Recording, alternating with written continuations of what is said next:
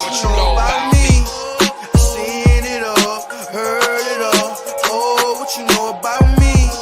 I done it all, just want it all. Oh, what you know about me? I seen it all, heard it all. Oh, what you know about me?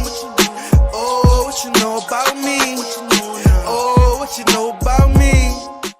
Hey, y'all, what it is, man. Welcome back to another episode of More Than a Title. It's not on your usual pod day, but we going to pod all month for y'all, man. It's Black History Month. We celebrating our own, man. Y'all know what it is. I'm your host, as usual, Jarrett, Chief Revenue Officer at Outside the Box Digital. And you know I got my brother, my brethren, your favorite CEO, Chadeo. What's good, baby? We're in the building, man. You know what I'm saying? Happy to, it ain't pod day, but since we pardon, it's pod day.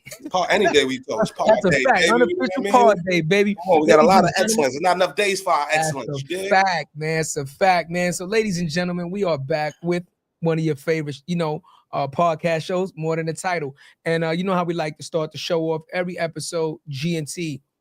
This episode, we're gonna do G&T on a very somber note. We had a guest come on, Gene Groove Allen, phenomenal guy, man.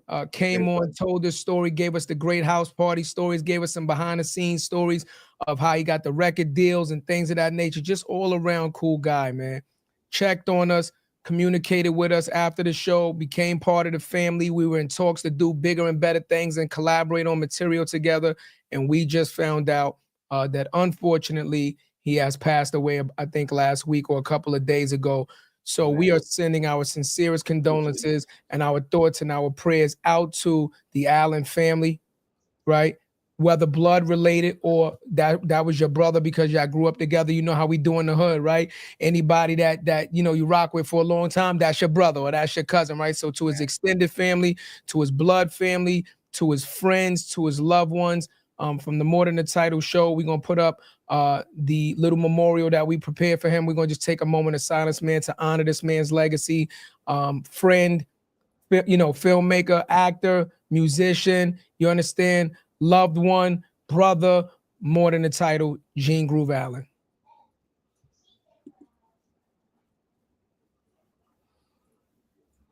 Yeah, rest in peace, bro. And also condolences, man, to Tory, man. He's the one who actually introduced us to Groove, man.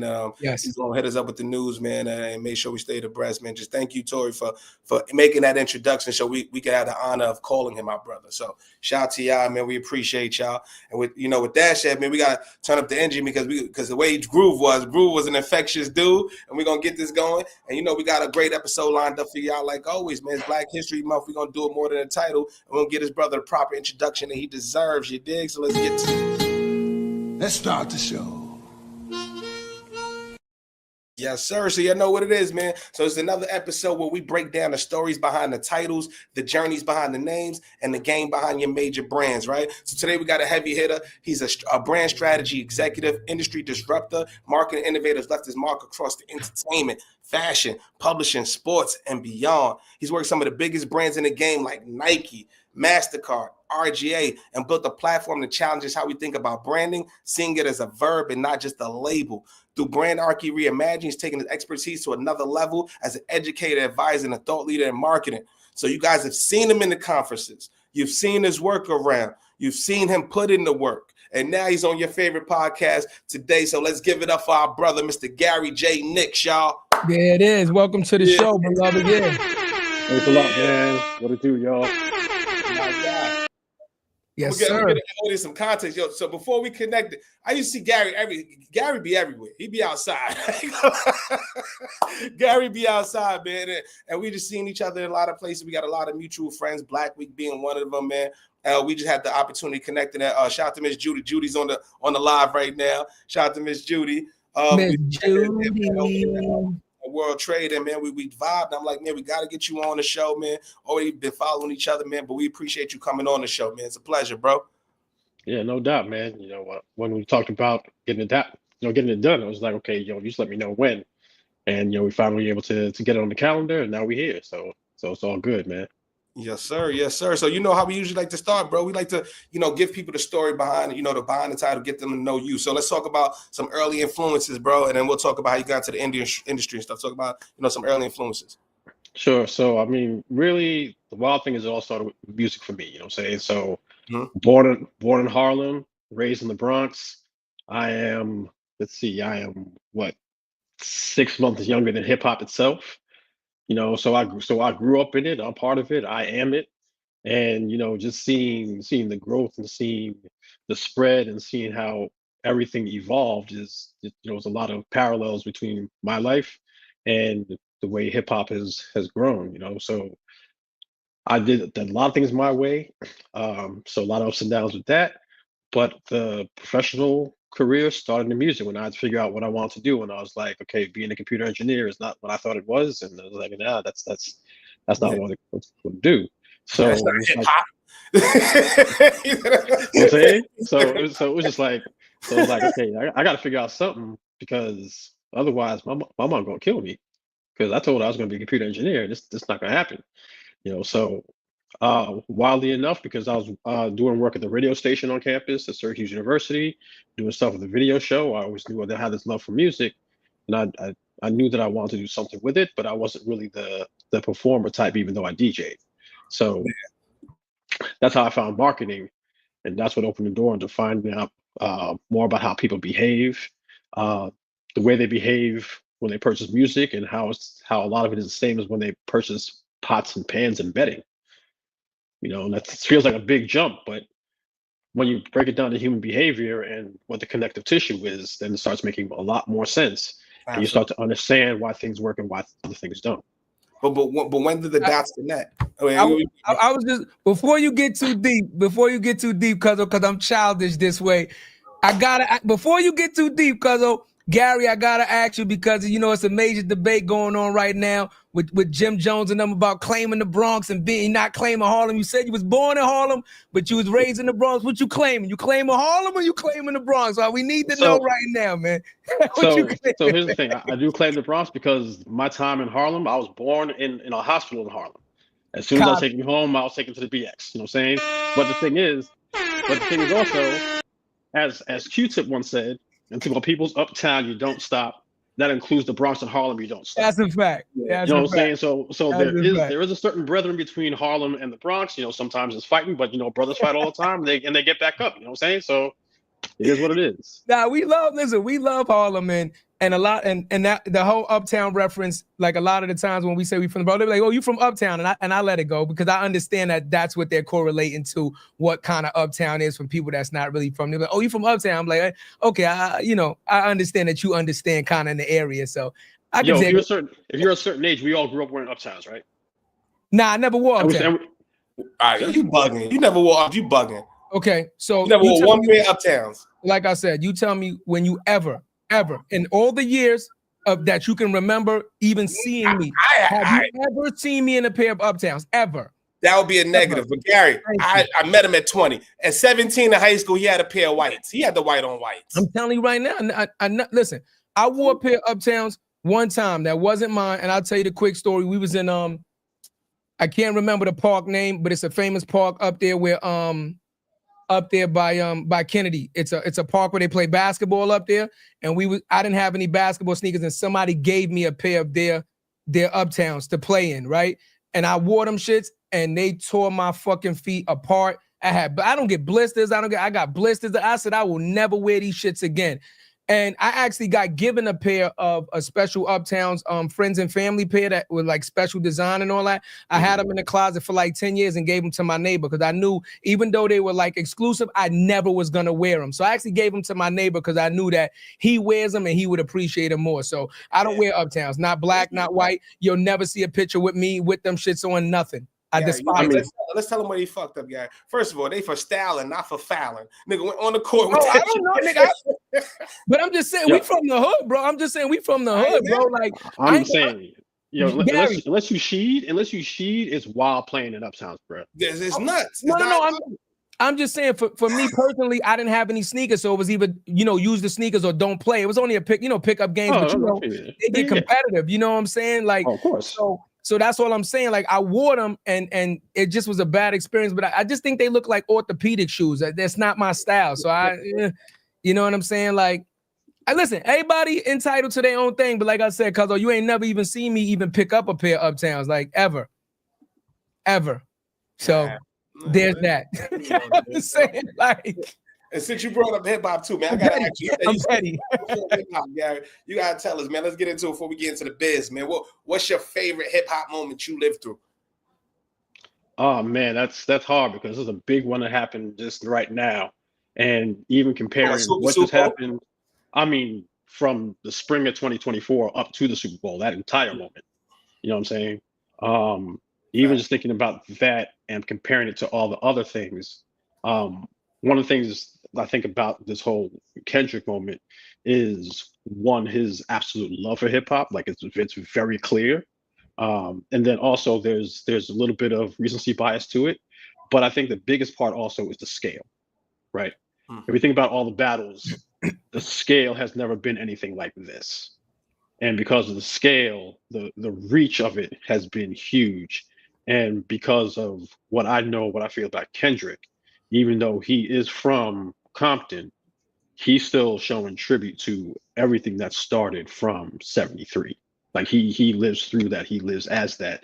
And I think that's one of the most impactful moments, obviously. Even though, in college, one of my best friends, someone I call my brother, who was my roommate in college for a while, he's from Queens. Right. And then, we're talking early 90s. So we're talking BDP and KRS against MC Shan. He gonna take his side, I'm gonna take my side, and we're gonna be like, man, come on. Cuzzo, you know what side we taking? We going with KRS. Seriously. Shan came up here and showed his ass, Gary. Shan came up here and showed his ass. You know what I'm saying? So like through Shans. But you have that. You still got Jay and Nas. You still got Push and Drake. You got Drake and Meek. You still got East West, which was somewhat fabricated, but there was still that rivalry. That's just natural though, because that's what this thing is about. And that's another thing about Kendrick that I think that so many people just either had an issue with or maybe didn't understand. His control verse. That was not a diss. Right. That was not a diss. He was like, I got all for y'all, but I'm trying to murder y'all. You know what I'm saying? And that's the spirit of hip hop. Like, that's real. When we on the mic, I'm going to say I'm the best. I'm going to try to show you I'm the best, and that's what this is. And if you got a problem with that, I'm going to look at you kind of crazy. Because you should be doing the same thing to me. Yeah. Like, it ain't got to be beef. It's got, you know what I'm saying? Like, if we playing ball, but I'm not going to try to beat you? Like, what is that? But the thing is that the commercialization of hip hop and the brand value and all that stuff attached to who they are and their revenue potential, brothers ain't trying to take that risk. They want to be buddy, friendly, relationship, and you see what happens. You know what I'm saying? And I don't blame them. I would love I love the battle shit, but they just not going to do it. They're not going to take the risk. I applaud him for doing it. But here's the thing though. It doesn't have to be about risk. It's about balance. Okay. You know what I'm saying? Like, look at the NBA. They battling every day. But you can see them off the court. Once that final buzzer sounds, they can be cool. They trade in jerseys. Yeah. But when they on that 94-foot court, nah, we not cool right now. I'm trying to beat you because there's a competitive edge to it, and you can have a competitive edge without beefing or without there being a problem. We can all make money. But trying to make more or thinking that you can't make as much as someone else because if you're competitive with them or something like that, that's going to be part of the problem when you come down to it. Like there's a lot of stuff underneath that, but there's going to be a problem with that when thinking that you got to take someone else's stuff when there's enough for everybody to go around. Yeah. Message. I just learned something, Gary. Thank you.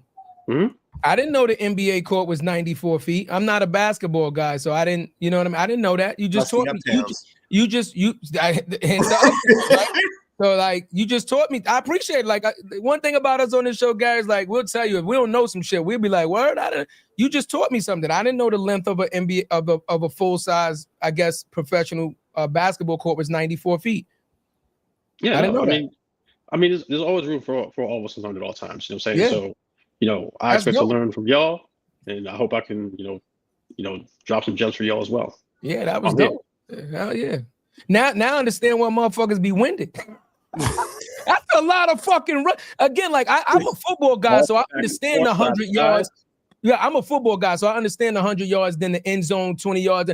I understand that, but I didn't know basketball. You know, like I said, you learn something new every day, man. Now I understand why motherfuckers like to play half court, especially in pickup day. They don't want to run a full because playing 50 right now, 21. That's all I got. I got 121.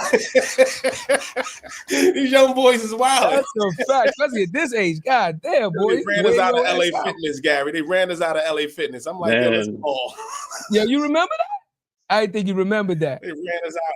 Yo, Gary, we were like, yo, let's just go ball. I forgot we went somewhere for the podcast. Let's go to ball. I think it was LA Florida, Fitness. right? Was it Florida? Yeah, Florida. Let's go, get a little something. All right, yo, we got next. Motherfuckers ran us off the court. Soon we checked the ball, it was game. Yeah. I remember when I was young, doing 6-7 fulls a day. Now I look at a full too hard. I'm like, damn, I'm tired. I want to go sleep. You shit me, word. Yeah. Man, my back hurt. Yeah, but shout out to the guys in LA Fitness. I call that shit the official G League because you can't. I'm telling you right now, other than an official referee, them motherfuckers be in there thinking they signed. But I'm telling you, a lot of the motherfuckers that play don't even want you on their team unless you a regular. They got their pre-made teams and they're like they think that shit is the real deal. And they play. I give them that. They go there and they ball. Yeah. Crazy. Shout out to them, man. Shout out to them. I'm coming back. I'm gonna get mine. I'm gonna get mine back. But on the I'm gonna get my limit. Wait till the summer, bro. It's me outside. But yo, Gary, I was gonna ask you. You said something interesting earlier too. Before we got to this, bro. You said something about DJing and getting into the marketing. When did that shit click from you? For you to be like, okay, cool, hip hop DJing, but then like marketing, knowing the branding, knowing audience. When did that become something that you wanted to get into?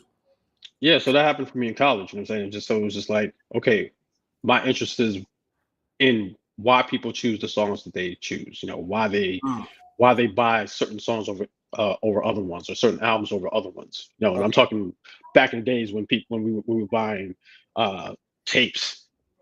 Yeah. Like not even really CDs like that. We were still buying tapes, you know what I'm saying? And still getting mixtapes and all that stuff like that.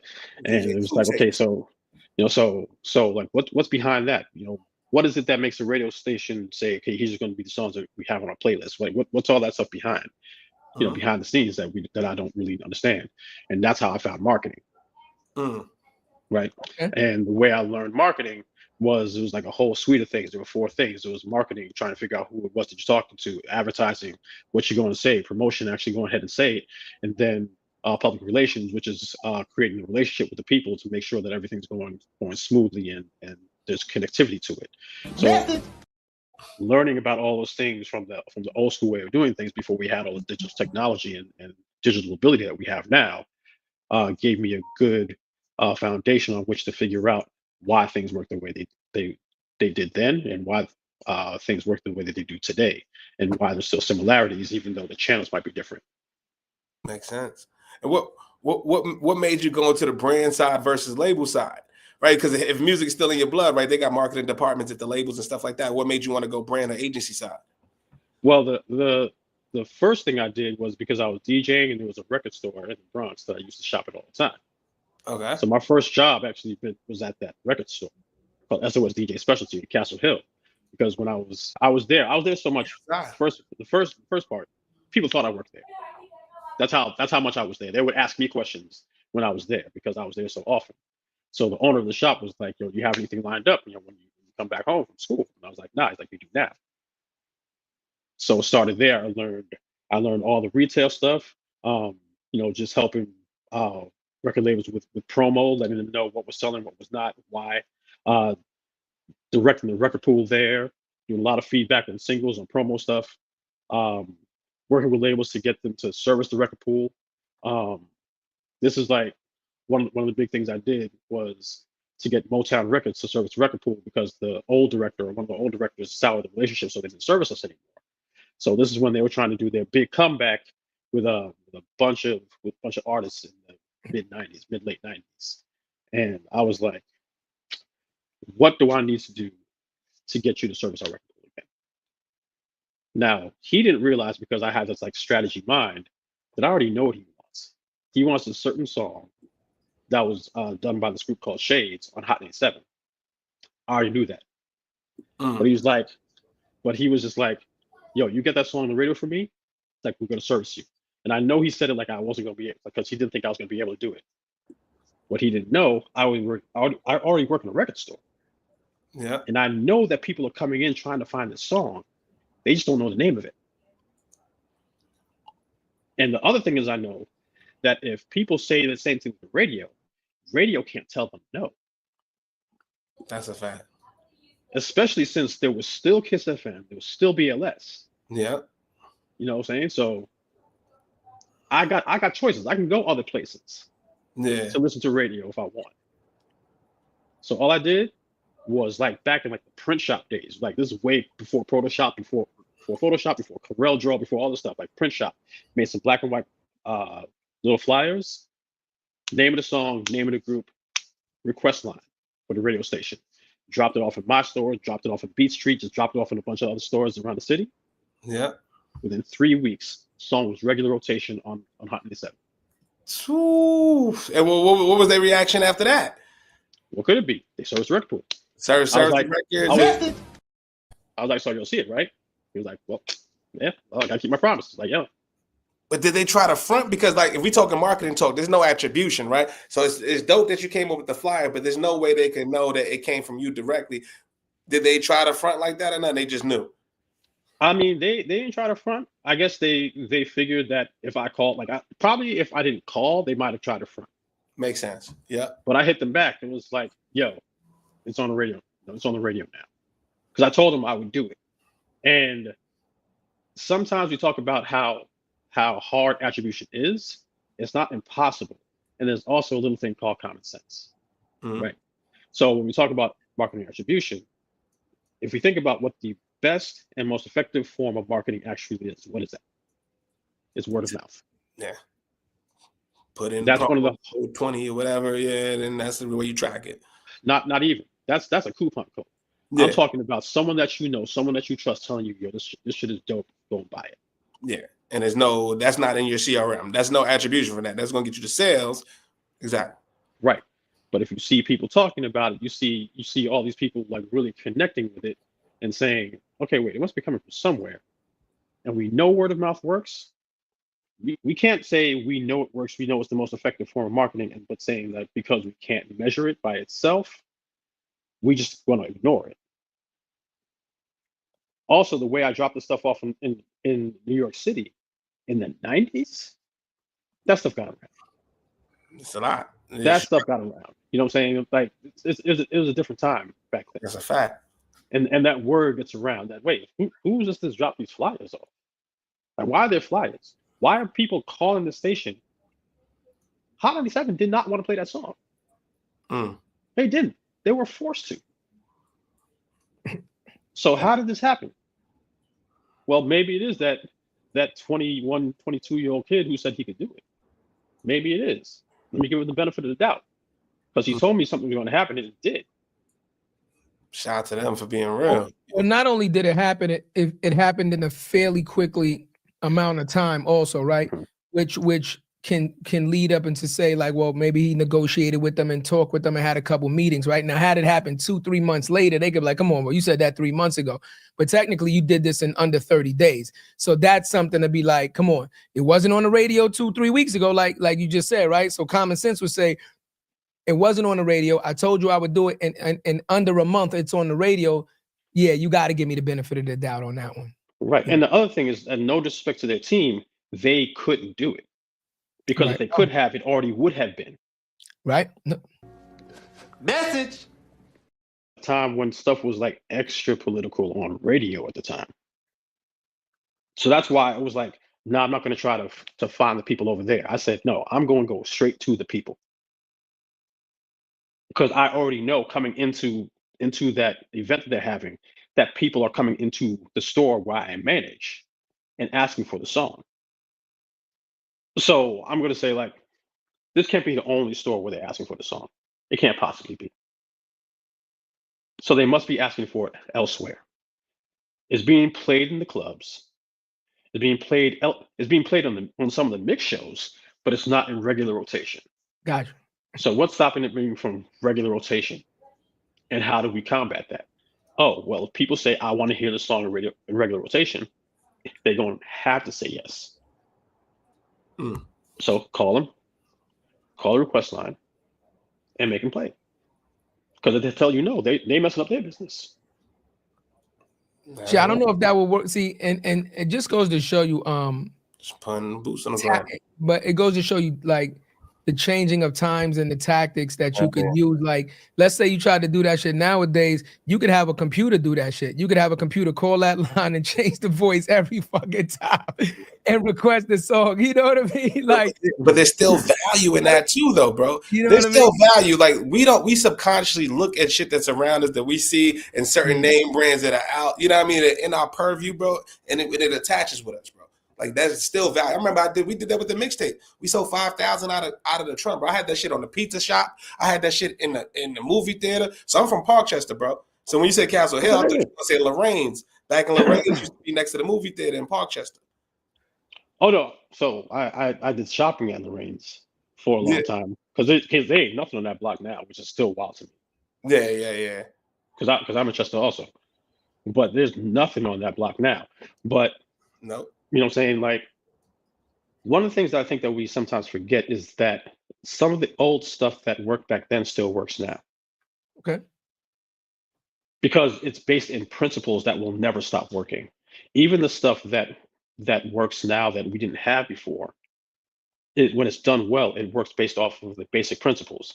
And one of the things that I talk about is how one of the best movies to understand marketing is Hitch. Mm. Okay. In the beginning, he talks about basic principles. No matter what, no matter where, no matter who, any person has the chance to sweep someone else off their feet. It's the same thing with a brand. We all have the chance. If you're trying to be too transactional, just trying to get after that money, it's harder. If you're trying to create some sort of relationship that actually makes sense and makes them want to come to you and be the fry meme, just take my money, it might take a little bit longer, but it's way more effective. It's way more retention. And you keep getting people to just give you their money. It's easier at the end of the day. Message. So which one is the one that you should go after for long-term success? Trying to acquire people over and over again until time ends, or trying to acquire someone, retain them, get those people that you retain to tell other people about how dope your shit is, and go that way. Which one is easier? Which one is better? Which one has more lasting impact? Message. Preaching. I like it. Shit, I like it. Makes sense to me. Makes a whole lot of hell of a sense, man. So after that, they start service the record, bro, right? So where does it go from there? Because now you feel like you succeeded, bro. So still, what made you go further? How did you progress your career? Because you went from RGA, you was working brands and stuff like that. How did that begin? So the next step was to learn big box retail.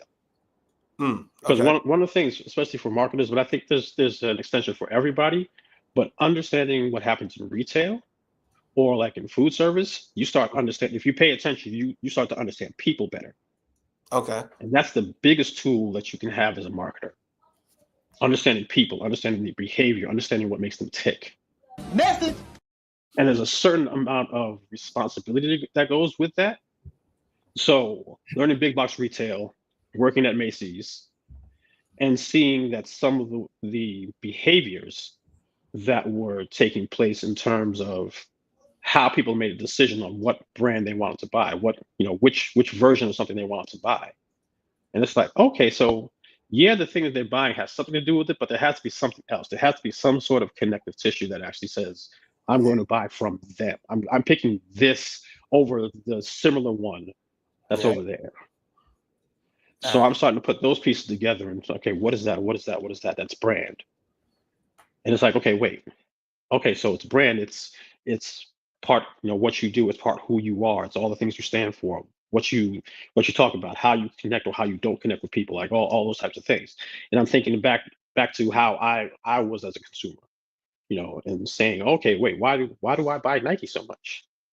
Why do I buy from these artists? Why do I buy from this certain company? What are all the things that are making me make those decisions? Yeah, exactly. And I'm comparing that to how other people are doing the same thing, and that common thread, that red thread through everything, I identified as what a brand needs to be, not just what it is.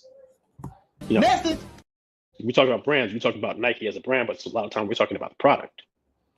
Yeah, That's not why Nike is so successful. it's the stories.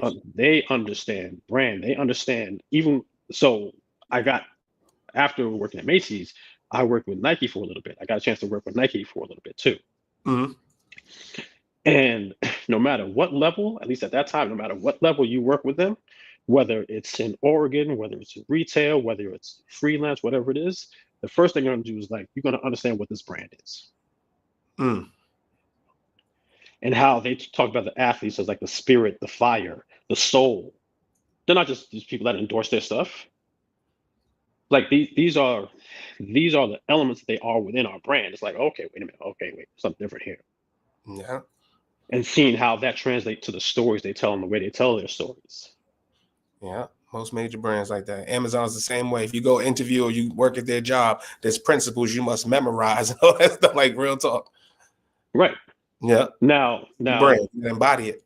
When you put that out there, you put yourself out there and see if they're going to follow what that is. Exactly. Yeah.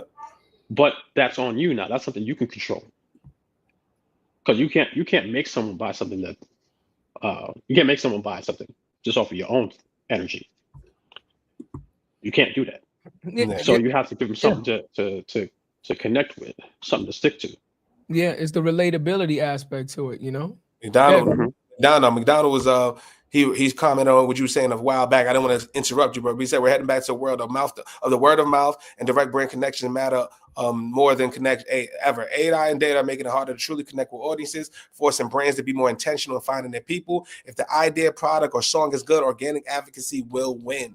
AI-driven impressions won't replace real engagement, direct human connection. There's real value in someone loving something so much they naturally promote it. Facts. Yeah.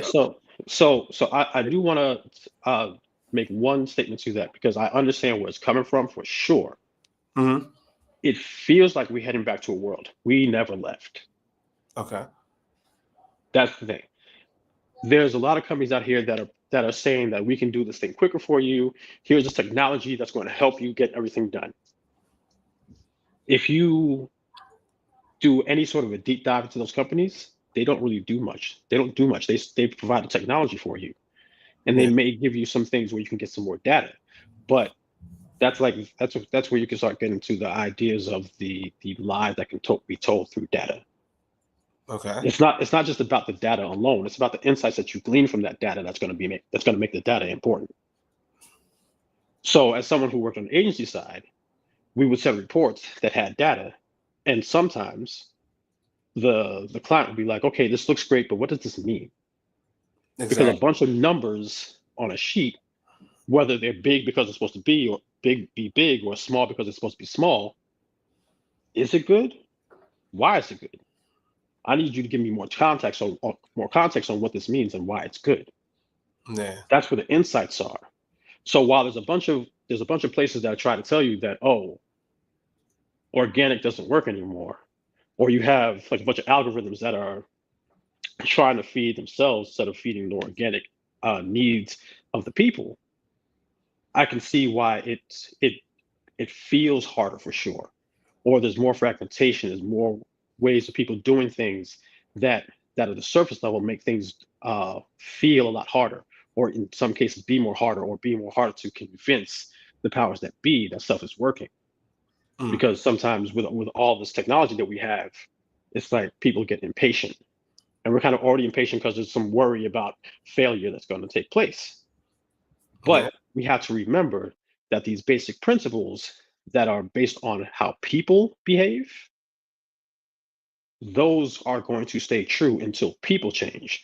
And I don't know about you, I don't see people changing who they are as people anytime soon. Message. You know what I'm saying? What we're seeing is people even more nowadays because of all the technology. That's a fact. But this is stuff that people have been doing forever. I mean, that's why, you know, so many websites that use people generated data to tell you how they feel about something, like a Yelp or the Michelin report and all these things. That's why they've been so successful, is because this is people, even like a product review, right? Yeah. If I go to buy something right now, like I just bought us a new lighting kit. We got a new lighting kit, right? The first thing I did was look at the reviews. I looked at what other people said that have this kit, right? And see what they said about it, the goods, the bads, and then I compared it to something else, right? And then I looked at it and said, is he somebody that I can relate to? Is he a content creator, or does he look like somebody that might just work for the company trying to push this narrative? You know what I'm saying? Yeah. So I definitely understand that, and I think that's why there's so many safeguards nowadays into protecting people's data, right? Because yes, with that data, you know, you can definitely, when you start to understand the movements and the behavior of people, how they shop, where they shop, you know what I mean? What they buy, what they eat. That's a very, very powerful thing to have at your disposal. And I think, like, you know, the right safeguards need to be there so that it's not misused in the wrong way. You know what I mean? Yeah, but the funny thing is a lot of those safeguards are more about responsibility, right? So if we take the Yelp example, right? And I think about Yelp, it's something that I talk about in my class, even to this day. Right. A long time ago, I was on the Upper East Side for something, and I was like, you know what, I want some Chinese food. I don't know the Chinese food spots over here like that. Let me just do a quick Yelp review. Right. I see this place that gets like 3 or 4 stars instead of 5. I'm seeing 3, 4, 3, 4, 3, 4, 3, 4. I'm like, what's the complaint? You know, what's stopping it from being a 5? Right. Yeah. And a bunch of the responses like, it's too expensive. Mm-hmm. And it was like chicken and broccoli. This is how long ago it was. For like $8 was too expensive. I'm like, what? On the Upper East Side, 8. I'm like, oh, you not from here? Because that's the only way that you could think that on like Yorkville, Upper East Side, that $8 for chicken and broccoli is too expensive. Right. But there's a certain context that's connected to the experience that they've had with someone. Right. So you had to look at that also, and not just the data. You have to see what's underneath the data. Right. We talk about how there are these companies who are afraid of being canceled, most of which who have not been canceled at all. But because there's a moment in time where someone has some sort of reaction, a reaction doesn't always last. A reaction is more likely to be in a moment that can be changed. So is this just a reaction to something, or is this a deep-seated thought? We have to look past or through or further into a lot of that data before we say, oh, we can't just take things just at face value all the time, because, hey, once again, we people. We have moments where we mad about something. Sometimes it's connected to that thing. Sometimes it might be connected to something else that happened that day. There's a bunch of things, and it's not to say that the data is not valuable, but the data by itself is not valuable. You talked about how you said, okay, I see these reviews. Let me look over here too. Wait, what kind of person is this? Yeah. That's where the power is. And in terms of having access to data, there's a certain responsibility, because even though it's more top of mind now, I used to work at magazines also. Print, crazy. Places had your data. Places can go and knock on your door and ask for you by name if they want to. And they've been able to do this for decades. Right. Now, I'm not saying that to scare people, but one of the things that a lot of times that we sometimes either don't think about or we don't necessarily admit is that we trade in our data so we can get access to these tools for free. That's a fact. We are the product. If it's free, we are the product. And yes, there should be some sort of agreement that we can understand, so we can say, okay, yes, we want to go ahead and do this. So there is some responsibility on that side as well. But at the same time, hey, we've been doing this for a minute. Yeah. What about the brand? What about the brand's overall value? When we talk about overall value and just understanding the precedent that the brand has set already, right? Mm-hmm. When it comes to price point, let's just call it, like, let's say like Louis Vuitton, like Louis Vuitton doesn't go on sale, like it doesn't go on sale. You go in there, spend $20,000, walk out, come back like, yo, how much that wallet? Like $1,000. Okay, I just spent $20,000. Can I get it for $400? It's $1,000. Like, you understand what I'm saying? So now, using that chicken and broccoli from a Chinese restaurant standpoint, where we grew up with Chinese restaurants, which is like fast food, convenient food, but it was also cheap food, right? 4 chicken wings and some French fries was like $4, $4.50, right? So now, if the same 4 chicken wings now is $10, the people that grew up on it are like 4 chicken wings and French fries for fucking $10, and it's not even better than the spot that was $4. right? Now it becomes, do I spend my now look, do I spend my $10 now at the Chinese restaurant, or do I go to another spot that has a menu that's kind of around the $10 consistently? You see what I'm saying? It becomes that now, right? Do I give the Chinese food the money and feel like I'm being overpriced for something I don't feel the value is in, or do I go to like a PO or with a POPO or something like that and get the same 4 chicken wings with some rice and then pay $12, but be like, yeah, but this is their normal pricing. You know what I'm saying? I think it's the psyche that goes into it also. Right. So one of the things that happens with value is we put too much of the weight on price. Right. Value ain't got nothing to do with price. Value got more to do with what we actually like. And we're gonna buy Louis at $1,000 because we've already rated that $1,000 is the price for that. That's what that is. Right. And if it goes up because it has a certain quality or it gives us a certain feel or whatever the case may be, that's why we're gonna buy it.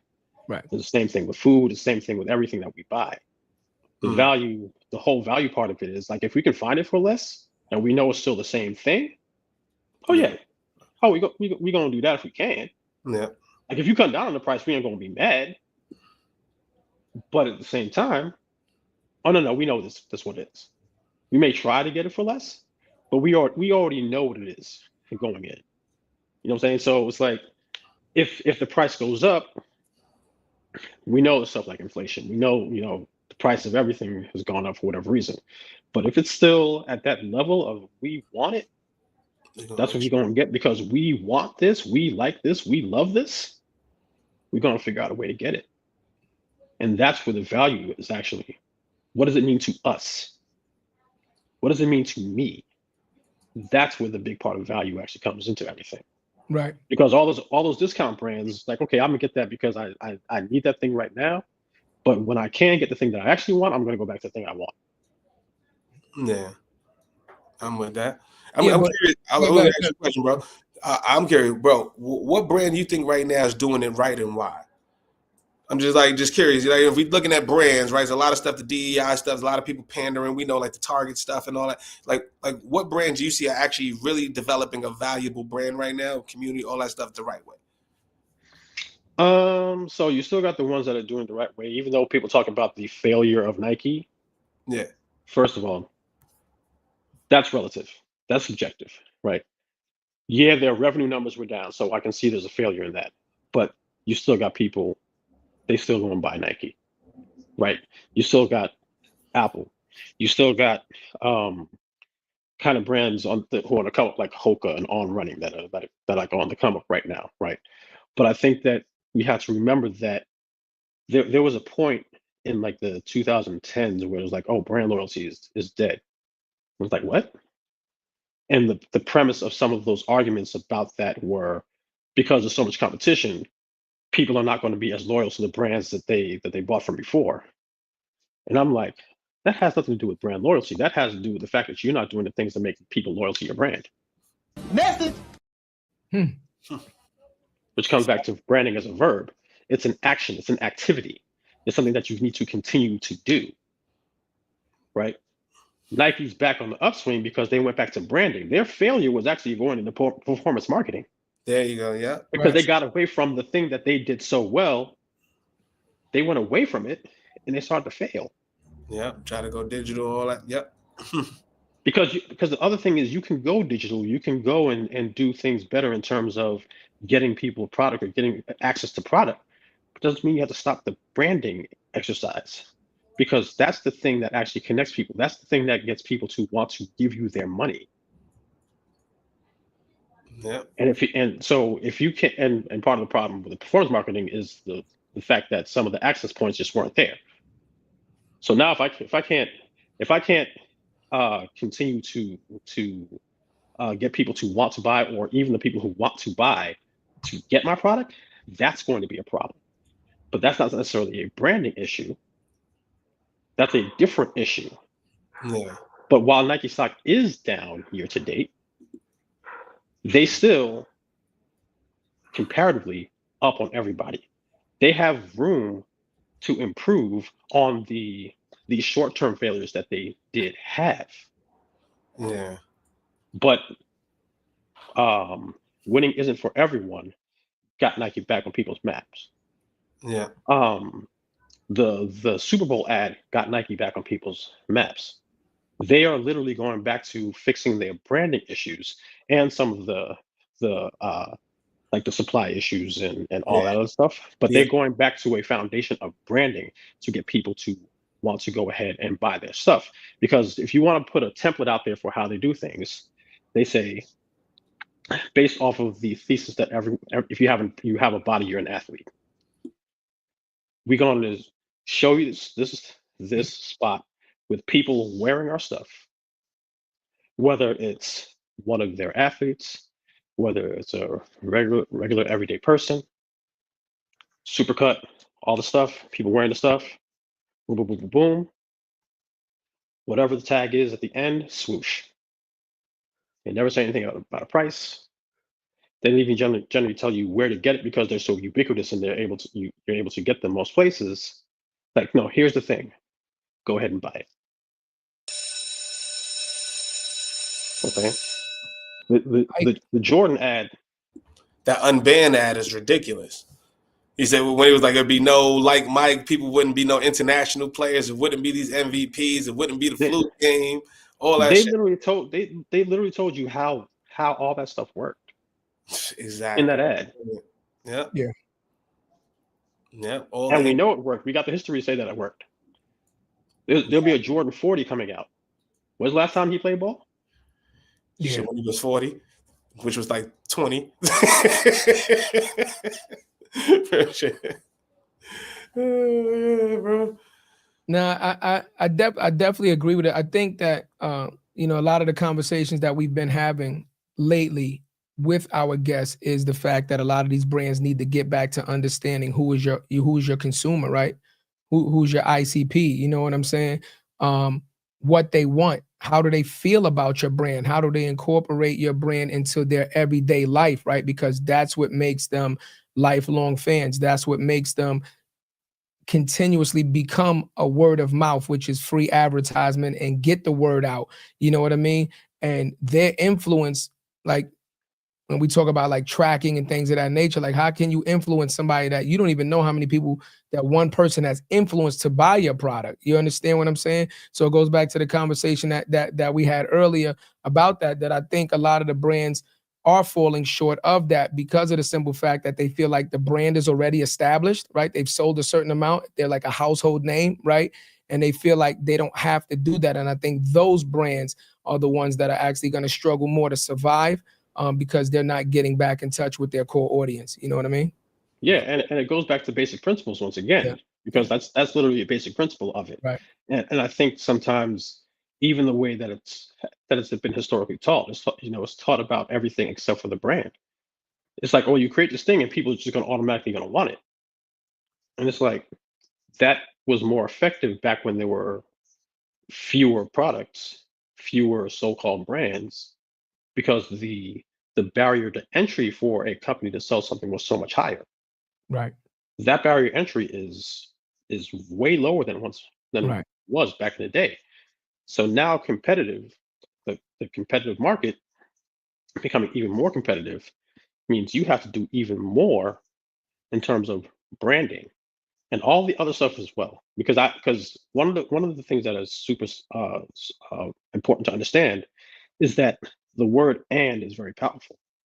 It's not doing something or the other thing all the time. More often than not, it's doing this and this and this and this. And that sometimes puts some fear into the hearts of the financial people. It's like, we're on this. Yeah, but if you don't do these things, then you know what's not going to come in? Money. So are you going to do the things that are going to give you the best probability of getting money or not? And how responsible That's is a that fact. to your fiduciary responsibilities for this company? Yeah. Places I want to be get transactional because that's what they measure, because they're Yeah. easy to measure. exactly. But if you build relationships, that transactional part, or what we deem as that transactional part, is going to happen more. You know, Yeah. once again, like I see the comment that Nike stock is down 32% year to date, and I'm not trying to take away from that. But if we look at some of the reasons why they were super successful, think about Dream Crazy. Yep. Think about the whole Colin Kaepernick thing. Yeah. What happened? What happened that day when that came out? People started destroying their stuff, right? They stood on stuff. But also But look at their response to Kyrie, how they treated Kyrie with that and having him leave the brand. There's also been things that have had negative impact on the brand. no, of course, Yeah. But see, but that's the funny thing. That's the other side of the corner, because it's like, okay, wait, we don't feel like you actually rocking Kyrie the way that you rock Colin, right? Exactly. Yeah. Because when they rocked with Colin, people destroyed their stuff that day. Those, and the people who did that were the people who they weren't talking to. Yes, those people who was buying their stuff, but we ain't talking to y'all. So we're staying with the people that we talk to because they actually rock with Colin on this. Yeah. And then it was the advanced calculus. It's like, oh, so many of y'all people are the ones who are going to be buying our stuff again anyway, because you ain't going to show up at University of Alabama, University of Georgia, Clemson University without your paraphernalia, right? You ain't showing up without your t-shirts, your hats, your jerseys. Oh yeah, who make those again?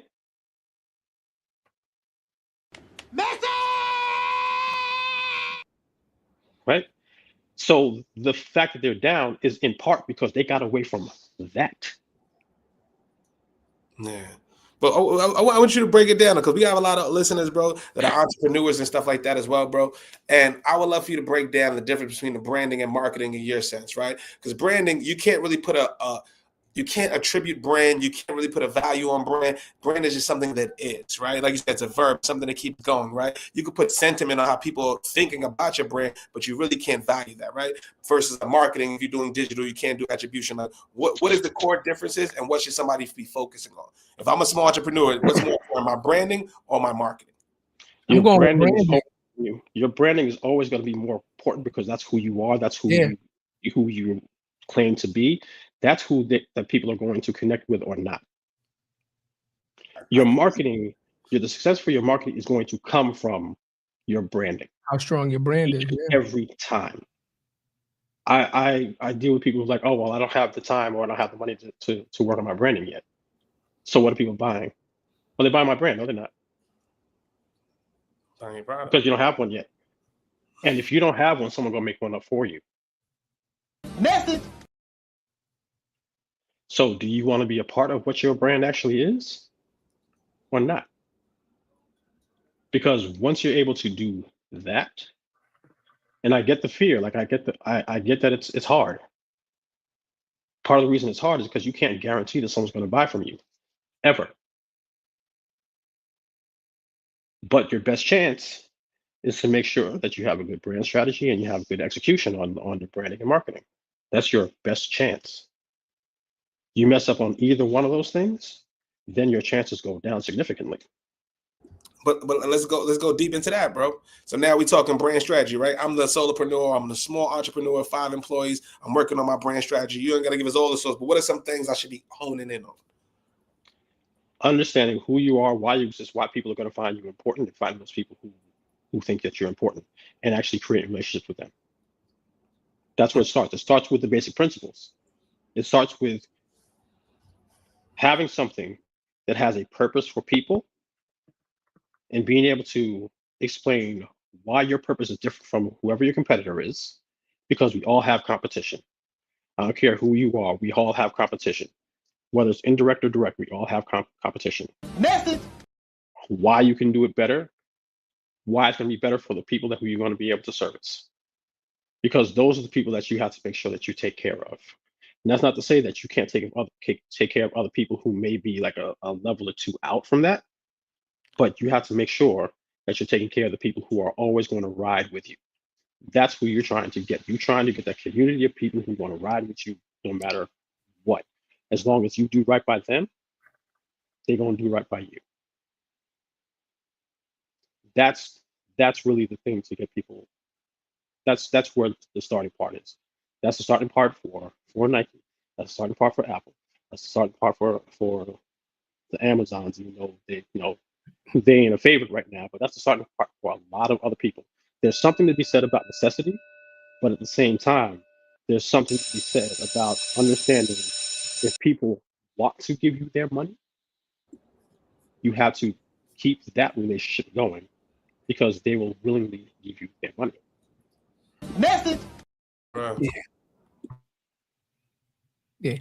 It also, Cuzzo, you already know what it is because I know you asked the question, but I know you know the answer because we live branding every single day. It's the things that you talk about every single day. It's the fact that you always say we can go out and the people can talk to us and they see us and they see us in the hood and that's branding. All of that is branding, right? Absolutely. We are living what we are talking about so that they know it's not a facade. So when people deal with us or they watch the show, then they see us in the community, they see us in these small businesses, they like, no, these dudes do this for real. This is who they are, this is what they represent. Now, when people buy into that, they know exactly what they're buying into, right?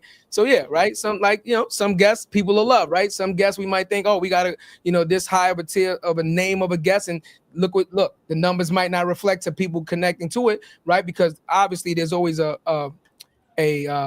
a choice, right? People connect to things differently, but what does everybody always say when they see us right now? Like, you guys are the real, right? We believe in what you're doing and you guys are making an active change. That's the branding part to it, right?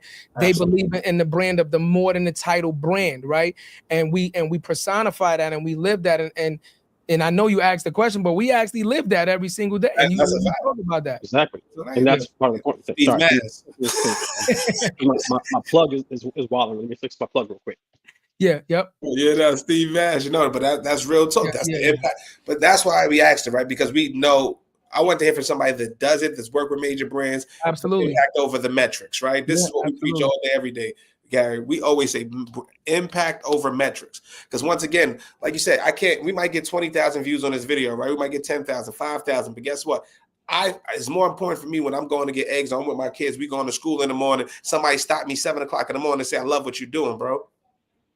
Right. Like, how do you put a value on that, right? You 7 in the morning, you stop me to say something? Because that's the thing. Like, it's not even so much impact over metrics, it's impact use metrics. Okay. Because put everything together. Absolutely. Right? So who's to say that video that did 5,000 as opposed to the one at 20,000, that 5,000 didn't lead to the other 20? Well, who's to say that thing that started off with 5,000 doesn't get 1 million in the future somewhere when it's time? Right. Absolutely. Right. Like we have to. There is a lot about living in the moment, and I don't want to take that away. But once again, what's the and to that? What's that impact going to do? Because sometimes we can't always measure the impact, or we can't see all the fruits of the impact, because this stuff is happening in the background that we don't even know. Yeah. Until that thing happens. Yeah. You know what I'm saying? Who's to say that the next CEO of the next Nike or Apple is watching this right now? And 3-5 years from now, they're like, I remember this one episode that maybe didn't get the amount of hits, or maybe it did. Who knows? Right. Because you don't know where that person's going to be or where they're going to find you. But when they do, boom, some super fly shit happen. That's a fact. Yeah, it's been we got a lot of super fly shit because of shit like that, like you said. Real talk. You never know who's watching, man. We had one of the craziest ones. I don't know if we tell the story all the time. We had Serena Williams' pops come on the show, call in. We had somebody, he was watching this whole live show. I remember one of our posts, we had the CEO of Stars Entertainment like it. Mm-hmm. Like stuff like that, right? It was random stuff. Like, so you never know who's watching. We had Albie Shaw, so many people, man. So shout out to the people that's watching. That's why you got to perform every day, man. Perform and show up every day. Consistency. Consistency, because if you don't think people are watching, they're watching how consistent you are and how inconsistent you are and how serious you are. And that's going to determine how serious they take your ass. And I think it's also understanding, Gary, about brand longevity, right? In today's times, I think too many companies want to start up, and because they feel like they've seen another brand go from like zero to success overnight, and they don't know their full story of when they started and what it took for them to get to that level. They think that success is just a viral moment away, right? I'm just one viral video moment away from being, successful, and they don't look at the longevity of building the brand properly, building the foundation of the brand, so that if you do get a point where you get a spike and now your brand is doing very well, now you can capitalize on it because you have all the systems in place to keep going. Versus if you never built, like you said, they're not buying the brand, they're just buying the product. You go viral or you become successful for one thing, but you don't have the systems in place to continue to either recreate things of that nature or even pump out enough of that product that people want. That can actually hurt you also, right? Message. I've seen that happen. I've seen that happen as well. And I think one of the greatest examples of that is examples like on Shark Tank, right? Where people go on Shark Tank and they're like, listen, man, I need, X amount of dollars for this amount of equity. And they're like, why? And they're like, well, because I got this brand and this brand ready to partner with me and I can't fulfill the order, right? I'm used to doing volume metrics at this and they want something like, and I can't fulfill that order. So in order for my company not to, lose that deal, I need, you understand what I'm saying? So the infusion, yeah. So you need the infusion. Yeah, I need the help. So it all goes into business planning, right? And I think this is a lost art, Gary.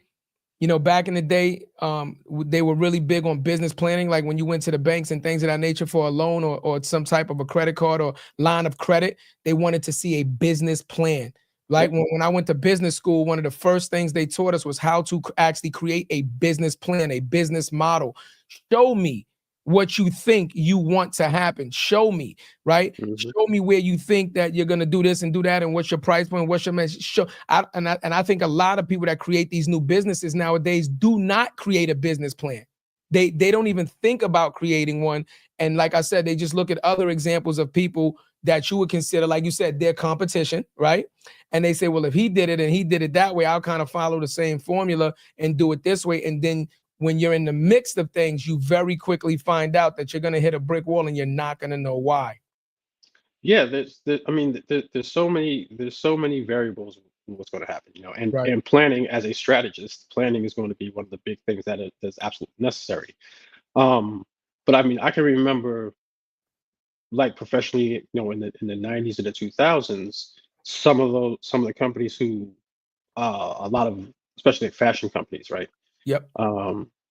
They weren't able to fulfill those orders, or they were able to, but the problem was that the places that want these orders, they ain't going to push the product the same way.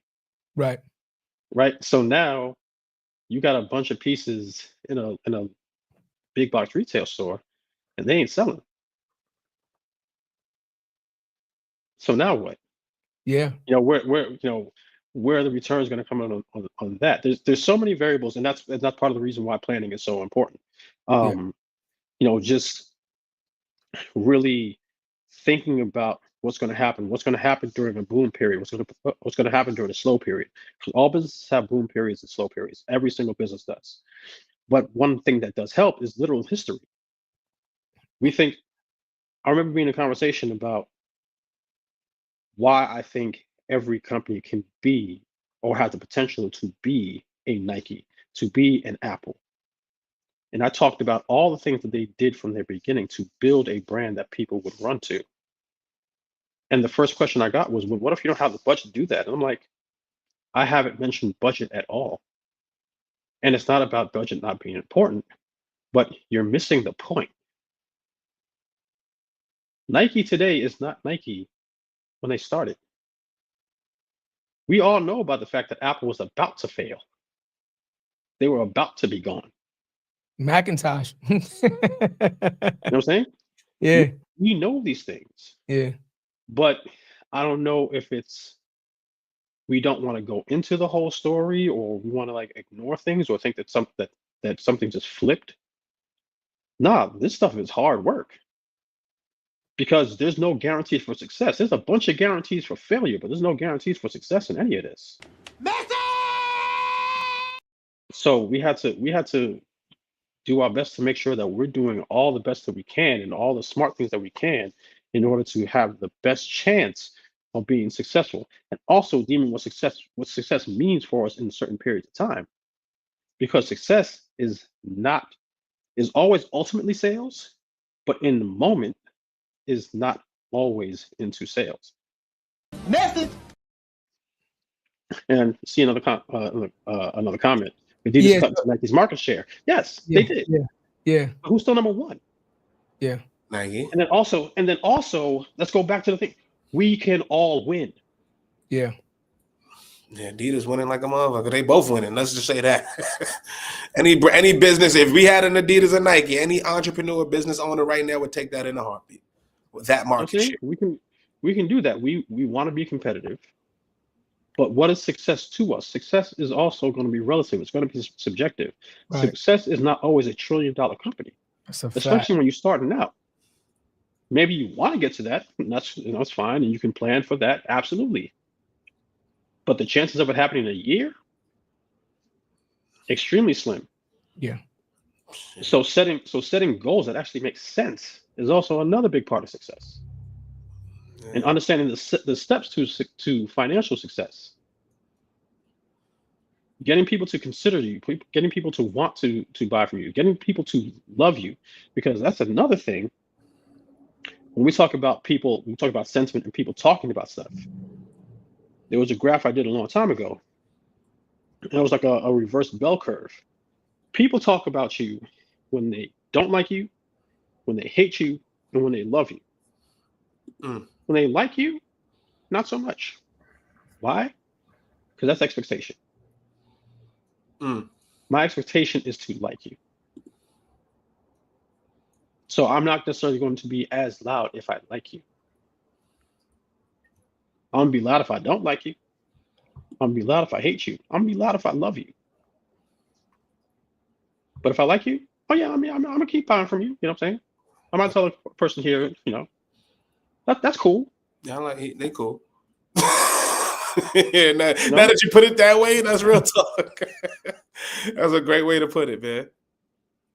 But like these are all the things that you need to think about and think about in your branding, because to while it may be hard to find every single data point to attribute your brand, all of your branding activity to your sales, I can tell you from experience, from analysis, from observation, that without good branding, you will not be successful.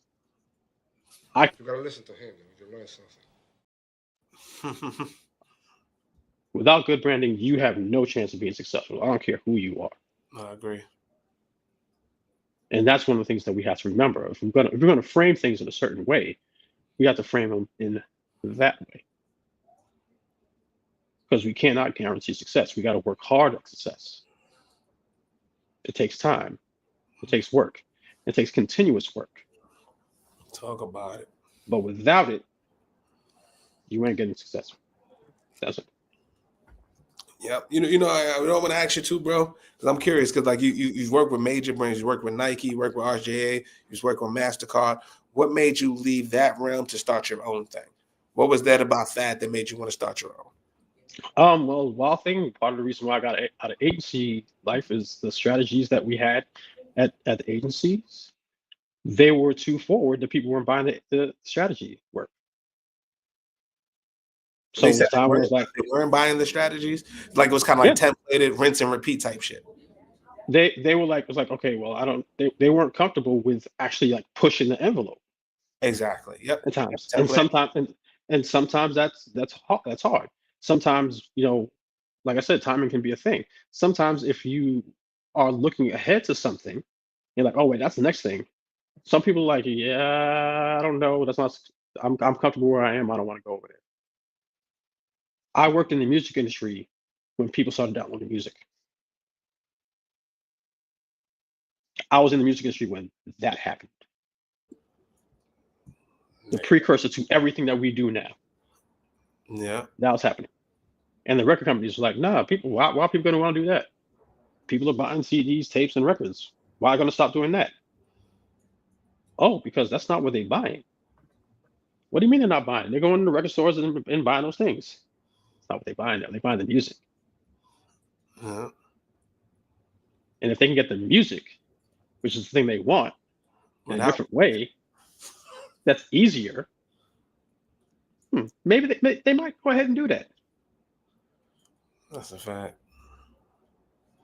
So like I said, once again, there's a lot of moving pieces, a lot of things that you got to understand, and the only constant is change. So it's not necessarily just jumping into change if you can't do that, but you definitely have to consider and pay attention to what's happening to make sure that you're changing with the times so that you can once again do that and what you're doing. So there's a handoff. It's not necessarily just switching the taking, turning the switch off on one thing and doing the other thing. It's like, no, okay, wait, what's this thing over here? Okay, so how can we do this so that we make sure that if or when this blows up, we hear also. And there are whole industries that got totally disrupted and transformed Absolutely. because of that. Music, advertising, print magazines, all those things got changed because they tried to fight a change that was inevitable.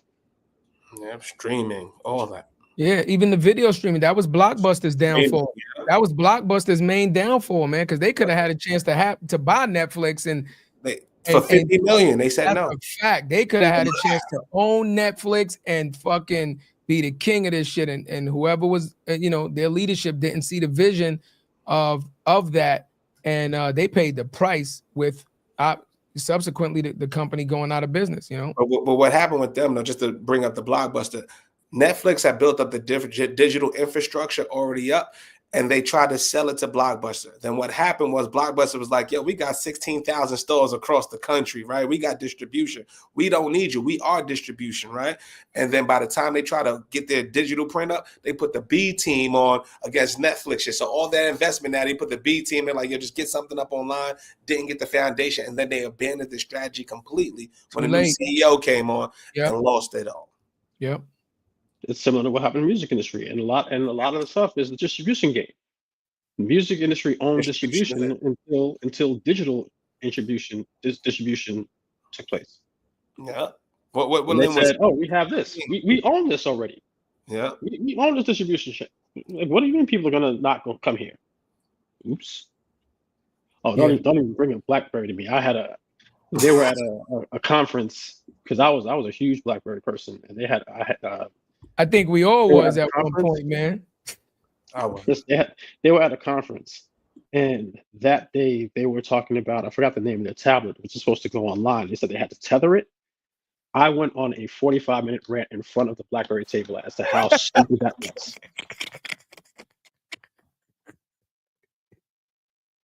I was hated it. I was so fed up. Like I was just like, yo, y'all gotta be kidding me. Like I've been trying to like hold you down for a long time and stuff like that. Like yo, y'all had something for a long time that had good things about it. But they were like, oh wait, we winning. Low key, they BlackBerry Research in Motion, being a Canadian company, they pulled a Drake. Hell no. No. Yeah.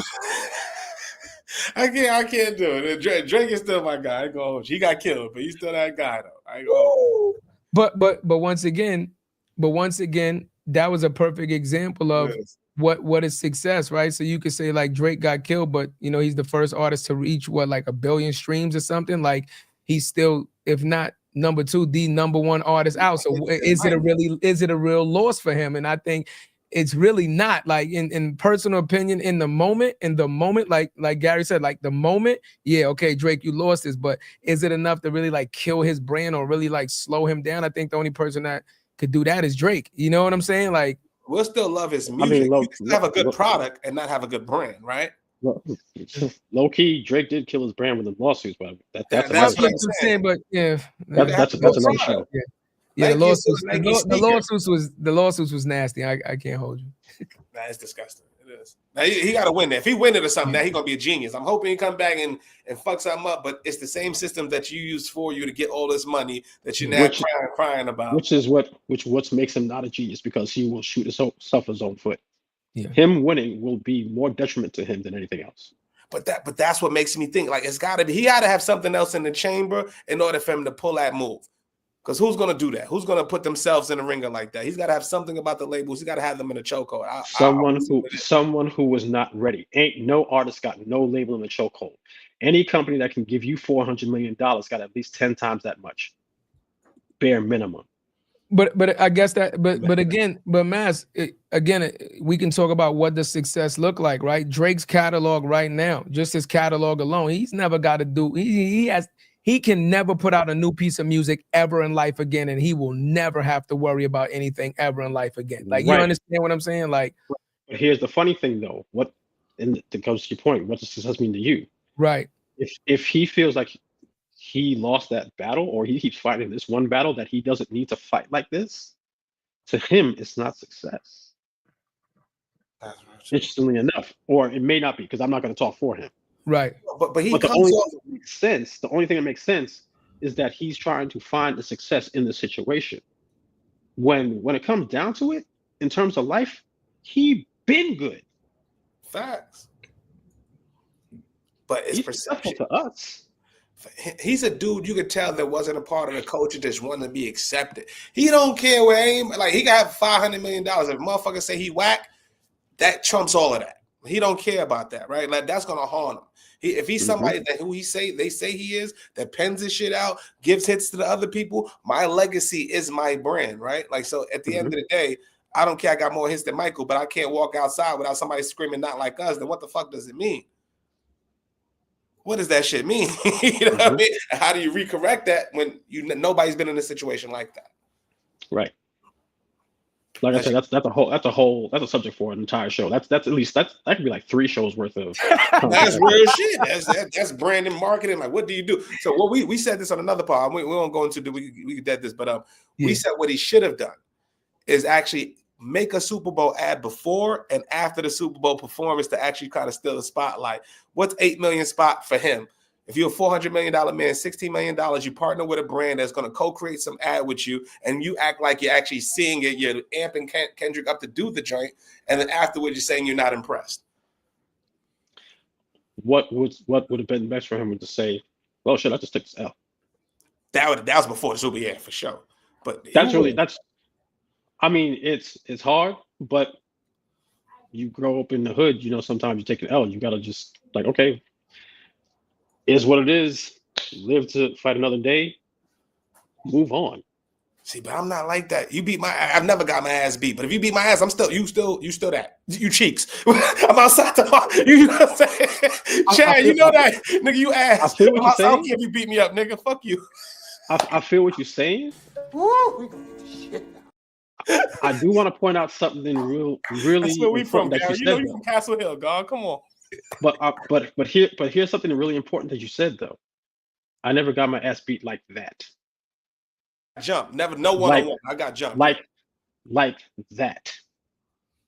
Which is funny enough because that's the song that started the spring. But like that. There is a that like that is doing a lot of work. Because sometimes that's like all right, I just gotta switch up some things. Like, okay, I got caught. Okay. Can't let that happen again, but I'm gonna learn from it. Yeah. I wanna you on mute, cuzzo. No, I'm with you. Okay, no, I thought you were saying something. I got another question for you. That we ask a lot of our entrepreneurs that come on the show that have spent a lot of time in the corporate sector first before going out and developing their own thing. When you decided to go out and develop your own company and now do this thing on your own, what was your experience like when it came to like finding investors and finding people that wanted to now buy into you, the person that now you have the brand. So they dealt with Gary when Gary was working for A, B, C, and D. You built the relationships with them, right? And the trust, and they know your work ethic, etc. Now that you have now saying, okay, you know me, you know how I work, but I'm stepping out on my own. What was that experience like for those same people that you know, could you call upon them and say, now I have my own business, place your trust now in me, or or what did the VC funding look like, you know, for your business on that aspect, if you could speak about that? Sure. Well, I mean, it's kind of easy for me to talk to because I've done nothing off VC funding at all. Okay. I've done just on me. Okay. And the first step was me saying, okay, there were certain things that I couldn't really say or I wasn't comfortable saying when I was working for someone else. But now it's just me. I can just say exactly how I feel. And that's where I was able to lean into the idea of brandarchy. You know what I'm saying? Like different way of looking at things. And this is who I am. I'm going to be looking at things differently. I'm going to be talking about things differently. If that scares you, good, because I don't really want to work with you in the first place, because I don't want to be shrinking myself to deal with these issues that you're going to put on my plate when I'm saying when these issues are ones that I know that are holding you back. Message. So do you take a chance, and it's not even so much a chance. Do you want to do things differently? Do you want to look at things differently? And being able to just write about stuff like that and talk about things, whether it's on a stage or right outside the stage, and holding court and having a conversation about here's what things are happening. Being able to have people who I have worked with, talk on my behalf, or when someone who I work with someone else is somewhere else is like, yo, I'm starting this thing over here, or I'm on this thing over here. I need you to talk to these people. Yeah. I've been lucky enough to be able to live off that type of stuff. It ain't easy. It ain't easy, especially it's not easy without trying to get some investors who will then have say. That's that money's got to that trade-off has to be worth it to you. And I haven't found that trade-off that's worth it to me yet. Message. I keeps it well. Like, I was It's rap. it's not easy. This is not an easy path by any stretch of the imagination. But it was one that was meaningful enough for me to say, you know what? Let me try this. Let me see if this works. Yeah. And thankfully, it's been able to work. So in a Fine. continuation to that, then what does success look like? So we've talked about success for brands and we've talked about success for other people. What does success look like for Gary, right? What does success look like for you, and where do you want to see your company ultimately before you decide to either step away and pass it down to somebody, or you say, okay, I'm ready to sell this thing off, you know what I mean, to somebody else and step away completely? What does that look like? So in a sense, even the pivot. So Brandarchy Reimagined is an evolution of the Brandarchy strategy as a service. Okay. Right. Strategy as a service was just like a service company. This is what it was. Brandarchy Reimagined, even though we will still take clients on, it's more like teaching people how to fish instead of fishing for them. Right. Because people sometimes be like, oh, well, you work with these companies, so I can't afford you. First of all, we ain't talking price, so you don't know if you can afford me or not. Right. Right. We haven't even had the conversation of whether your business can afford me or not, because your business might need to afford me, and so your business can be successful. That's another conversation. Message. Because one of the things that's always made me feel great is getting someone to have that kind of message moment, or like that moment, like, oh, wait, now I see something and I can take this and build something else. That's something that's always felt impactful to me and for me. So that's why I'm leaning more into the educational part of it. That's why um, I took the opportunity that was afforded to me to teach a brand strategy for creators course at City Tech. That's why I even jumped on it was suggested that I jump on the Hillman Talk trend and do like an intro to branding course on TikTok. You know what I'm saying? Just like getting people to understand the stuff that they need to understand to become successful, giving them foundational and fundamental information on how to even think about things, because that's how my strategist mind works. And I know that the creativity that can come from all that stuff, and the creativity that people that are way better than I am on the creative side, I can give them these tools to do some super dope shit. That's what I want my legacy to be. I'm curious. Now we're talking branding. What? I'm a personal brand guy. What has been the biggest thing that's helped you develop your personal brand? What's the one thing that clicked for you that you know what I'm saying? Like for me personally, it was like the LinkedIn going on there, telling my authentic story, where I'm from the Bronx, all that stuff, and then generating X amount of millions on LinkedIn, right? So what was that for you, bro, for your personal brand? Because that's different from Brandarchy. And which one do you trump? Your personal So brand or that? so the thing is, Brandarchy comes from who I am. Yeah, So it's there is a delineation, but there's so much connective tissue between the two. gotcha. It's an extension of me. Yeah, It's who you're gonna. So it's who you get from me from the business side of things, and some of the personal attributes, my sarcasm, my sense of humor, some of that comes, it overflows on both sides. But all the stuff, even getting into the marketing world, that comes from my love of music. Like all the stuff that I've done has so much connective tissue to me that there is a whole lot of me in it, while there's still enough of me to be me for the people who I actually know and who I rock with and know things that other people, like people from the business side, don't know about me.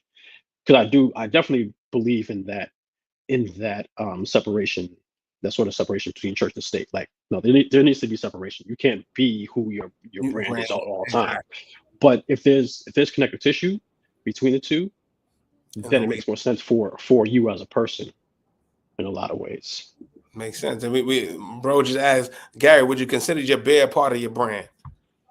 I don't know if I would. Like, I can see people who do, but um, you know, that's one of the things I like about that question is, over time, when I chose to be when I said, you know what, I want to be a DJ, Mhm. because I'm an introvert, I'm like, I want to be the guy behind the scenes. I don't want to be the person who's like really in the spotlight. But at the same time, if you're DJing, you're controlling a whole lot of stuff. And you out there. You're not out there as the MC is, but you out there. So once again, there is some of the balance. So I guess in a sense, the beard can be part of the brand. I look crazy without a beard, so that's also part of the reason why I have a beard. Damn, Gary without the beard. Like that. For real. You know what I'm saying? So it's That's right. just a wild situation. It's just completely different.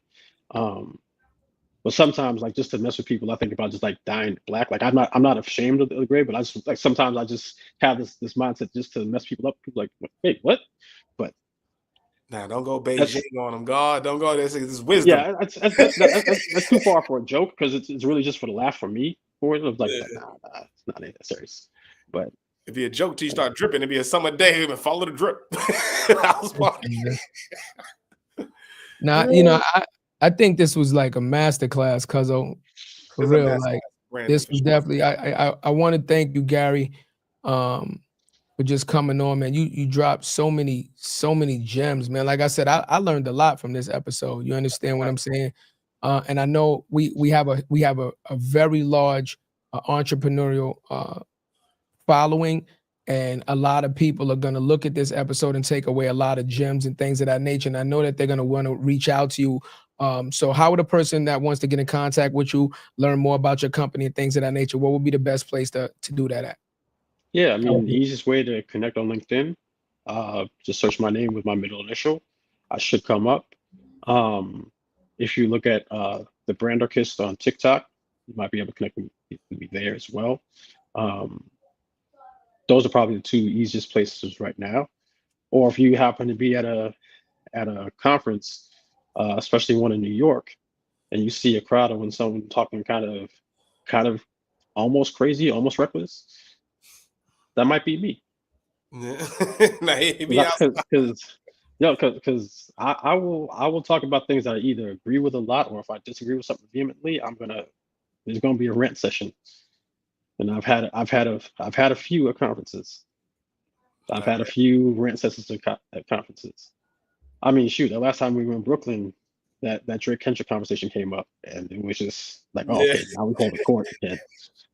because it's like he a man of our own heart, because when we go to conferences, yo, Gary, we have created like small panels inadvertently by doing what you're talking about. Like we end up being at the bar or something like that with a drink, and we end up ordering food, and before we fucking look, it's 10, 12 people, and that shit is like a mini panel. Like we actually had it. We took a picture with you, Gary, at Black Week. I got the picture. I wasn't about to send it to you with Erica Ford. Yeah. So we met in person and all that stuff, bro. Like we've been in the conferences, all that, man. Like you definitely be out there. You support every conference, bro. Anything I go to, I see you. And I'll go to many, bro. And I think what happens at conferences a lot of times also the real conversations happen off the stage. Yeah, a lot of times, absolutely. A lot of times on the stage, there are too many hurdles to talk about what real, whether it's some sort of NDA or whatever the case may be. Trying to put your best foot forward and stuff. Like I get it, I understand it, but at the same time, if you want to learn, you need to learn from all sides. You need to learn the great and the terrible. Yeah, that's how you have a better chance of avoiding or avoiding the missteps or avoiding the landmines that are out there. Because you can't just take something someone did and say, oh, let me do it the same way. It's like that might not work for you. I need to know what the principles is. I need to know why that worked, so that I can now take some of those approaches or some of those fundamentals and say, okay, if I apply it this way, it'll make sense for what I'm doing. That's where the learning is. And getting to that level, that second and third level below everything, is where you can have the real conversations, the real thoughts, to build the real approaches that are going to lead to success. Message. Facts, man. Just going, bro. I ain't mad at it. My boy got bars. My boy got bars. No, but bro, we just want to let you know, man. Thank you again for pulling up to the show, man. Like, welcome to the More Than the Title family. We extend this invite to everybody. So what we're gonna do, Gary, we're gonna start the group chat. Me, you, and Cuzzo. Anytime there's a conference, anything we could promote, support, anything like that, bro, just let us know. We love to pull up, and I know we're gonna see you. We're gonna see you at the spots, guys. I see you everywhere, bro. But make sure we connect, man. And if there's anybody you want to connect with prior to your episode or after, bro, so text away, man. So you know what I mean? We just want to see each other win, man. We want to see, we're not doing the gatekeeping, we breaking barriers. We appreciate what you do, bro, and glad you pulled up, man. For real. Well, once again, thanks for the invitation, man. I've been trying to make sure I got to talk to y'all for a minute. So let's make sure that this is, the last time, whether it's on screen or in person, whatever. Let's make sure we do it again, man. That's So like Cuzzo said, so you might have seen him at other conferences, but maybe it wasn't in like this capacity. Now that we've like officially linked up, man. If you have any type of events, man, we love to support it. If we have a free day in the schedule, send us some of your events, man, that you're doing, and we would love to just show up and just show some support and stuff like that, and we can break bread in real time. And this is what we like to do, right? Because this is what success looks like for us, right? We're not transactional. We didn't bring you on the show for this to be our first or second or last conversation. We brought you on the show, like Cuzzo said, to build with you. Not only build with you, but to provide you with other opportunities and people that you might feel like, yo, I would love to connect with this person. That's what success looks like for us, right? Connecting like-minded individuals, connecting our community, giving back the gems and the information, and just moving this thing forward, man. So we appreciate you, King, for real. Yeah, man. With that being said, man. With that being said, another phenomenal episode, another phenomenal guest on your favorite podcast, More Than the Title. Brother Gary came on. We met him at Black Week. We had a good time at Black Week. Again, a man of his word. We asked him to come on the show. He came on the show, dropped a bunch of gems for you guys. We are praying that you listen to him. If not, if you missed anything, go ahead and go back to YouTube and watch the episode again, right? Download it, pin your favorite part, and that way you can use it as a reference tool, so that way you can always have the information to listen to and or watch at your leisure, right? But he told you his story, right? He told you that he watched that he worked in corporate, and then he learned some lessons from there. He went to different agencies, right? Did different things, and then he went out and he started on his own. Cuz I see you got God somebody. We're gonna do the dream is free, but he wanted to end it off, man. You want to say what? Thank you for joining More Than the Title. Subscribing, like. He's like, subscribing, like, this is my moment. Subscribing, like, thank what it is, man. So we're gonna see y'all tomorrow. You know what it is. More Than the Title. Who but us? Love y'all. You already know we What you know about me? I seen it all, heard it all. Oh, what you know about me? I done it all, just one.